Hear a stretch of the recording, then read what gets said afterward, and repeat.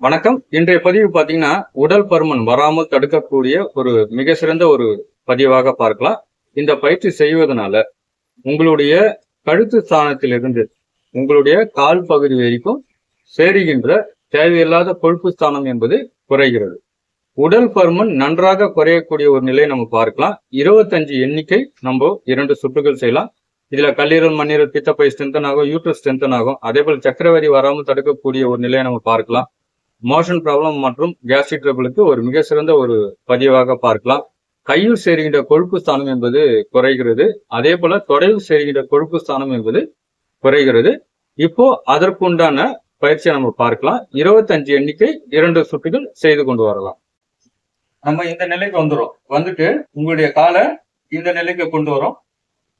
எந்த காலை மடக்கிறோமோ அந்த கை பின் ஸ்டாண்ட்ல கொண்டு போகும். இப்போ இந்த காலை மடக்கி இருக்கோம். இந்த கை பின் ஸ்டாண்ட்ல கொண்டு போறோம்.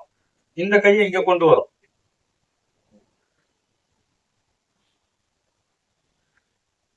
ஒரு 25 எண்ணிக்கை.